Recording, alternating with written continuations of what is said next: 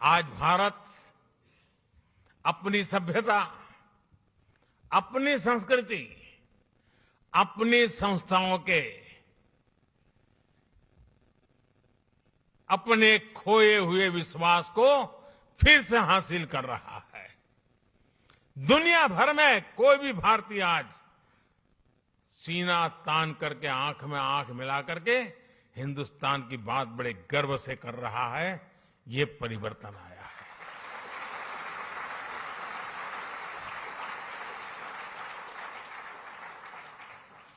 आज मुझे यहां आने से पहले भारत की महानताओं से प्रभावित कुछ लोग जो अपना जीवन खपा रहे हैं, ऐसे लोगों के दर्शन करने का मुझे मौका मिला और बड़े गर्व से वो कह रहे थे योग की बातें, वो योग को समर्पित है। जापान में भी शायद ही कोई होगा जिसको योग की कल्पना न हो। हमारा आयुर्वेद, हमारी पारंपरिक चिकित्सा पद्धति, आजकल तो हमारे मसाले सब दूर, उसकी मांग बढ़ रही है। लोग हमारी हल्दी मंगवा रहे हैं। इतना ही नहीं साथियों, हमारी खादी, वरना तो आजादी के बाद धीरे धीरे वो नेताओं के कॉस्ट्यूम बनकर के रह गई थी।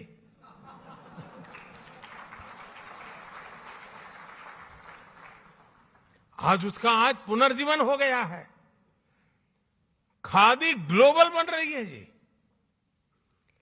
यही तो भारत की बदलती हुई तस्वीर है दोस्तों। आज का भारत अपने अतीत को लेकर जितना गौरवान्वित है, उतना ही tech led, science led, innovation led, talent led future को लेकर भी आशावान है। जापान से प्रभावित होकर स्वामी विवेकानंद जी ने एक बार कहा था कि हम भारतीय नौजवानों को अपने जीवन में कम से कम एक बार जापान की यात्रा जरूर करनी चाहिए।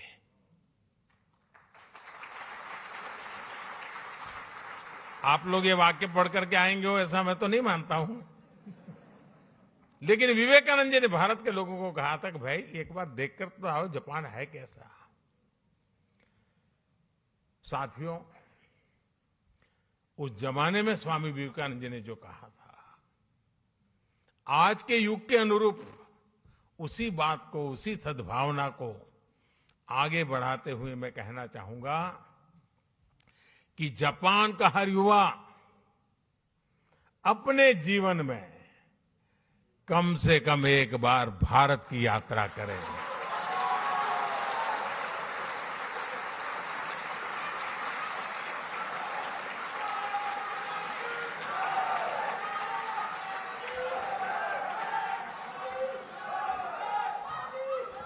आपने अपनी स्किल से, अपने टैलेंट से, अपनी एंटरप्रेन्योरशिप से जापान की इस महान धरती को मंत्रमुग्ध किया है। भारतीयता के रंगों से, भारत की संभावनाओं से भी आपको जापान को लगातार परिचित कराना है। आस्था हो या एडवेंचर, जापान के लिए तो भारत एक स्वाभाविक टूरिस्ट डेस्टिनेशन है और इसलिए भारत चलो, भारत देखो, भारत से जुड़ो, इस संकल्प से जापान के हर मेरे भारतीय से मैं आग्रह करूंगा कि वो उससे जुड़े।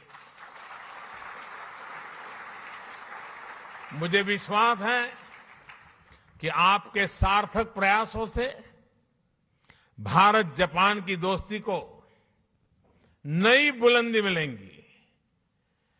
इस अद्भुत स्वागत के लिए, और मैं देख रहा था, अंदर आ रहा था, चारों तरफ जोश, नारे, उत्साह,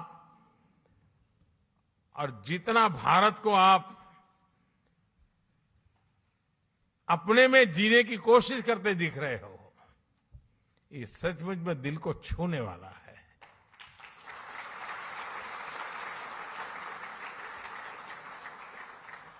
आपका ये प्यार, ये स्नेह हमेशा बना रहे। इतनी बड़ी तादाद में आकर के, और मुझे बताया गया कि जापान में से सिर्फ टोक्यो से नहीं, बाहर से भी कुछ साथी आज आए हैं।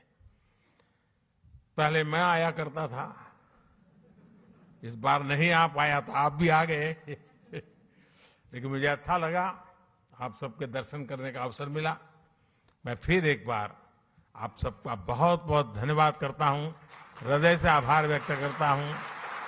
भारत माता की, भारत माता की, भारत माता की बहुत बहुत धन्यवाद।